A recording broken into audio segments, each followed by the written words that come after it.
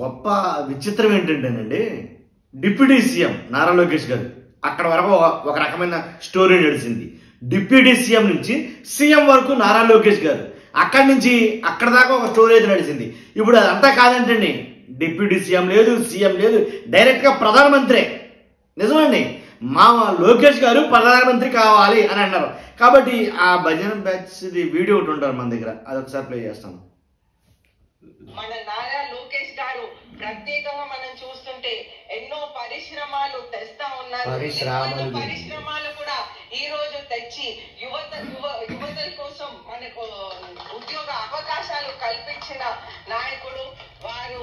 తాతగారు నందమూరి తారక రామారావు గారు ముఖ్యమంత్రిగా చేశారు. వారి నాన్నగారు నారా చంద్రబాబు నాయుడు గారు ముఖ్యమంత్రిగా చేస్తున్నారు. అదే విధంగా మన లోకేష్ గారు కూడా ముఖ్యమంత్రిగా చేస్తారని ముఖ్యమంత్రి వరకు ఓకేనండి,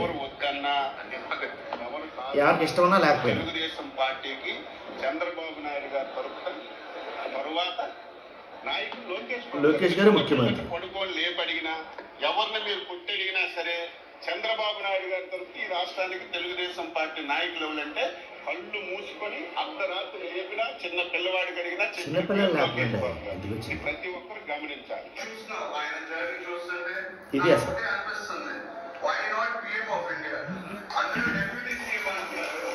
ఎవడో విన్నారా?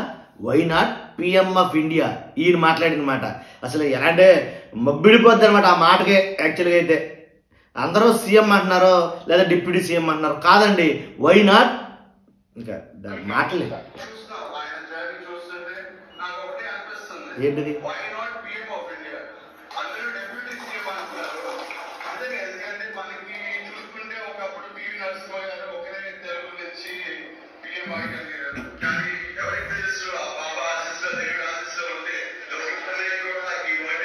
నిజంగా ఆయన స్వామి భక్తికి దండం పెట్టారండి బాబు. వై నాట్ పిఎం, ప్రధానమంత్రి ఎందుకు కాకూడదు? ఎందుకంటే మన తెలుగు నుంచి పివి నరసింహరావు గారు ఒకళ్ళే ఆయనకు వచ్చిన తెలుగులో మాట్లాడుతున్నాడు. నిజంగానే ఎవరో టీడీపీ మంత్రులే కాబట్టి, అంటే ప్రధానమంత్రి ఎందుకు కాకూడదు, బాబా ఆశీస్సులు ఉంటే ఇలా మాట్లాడటం జరిగింది. కాబట్టి డిప్యూటీ సీఎం వరకు ఓకే, తర్వాత సీఎం వరకు ఓకే. మరీ దారుణంగా పిఎం ఏంటండి, ప్రధానమంత్రి ఏంటండి, మరీ ఘోరం కదా. కాబట్టి భక్తి ఉండొచ్చు, స్వామి భక్తి ఉండొచ్చు, తప్పు లేదు. కానీ మరీ ఎంత దారుణంగా అంటే దాన్ని భక్తి అని అనరు, భజన అంటారని చాలా మంది అంటూ ఉంటారు. మరి ఇది ఎంతవరకు సమంజసం అనేది అసలు నిజమేనంటారా?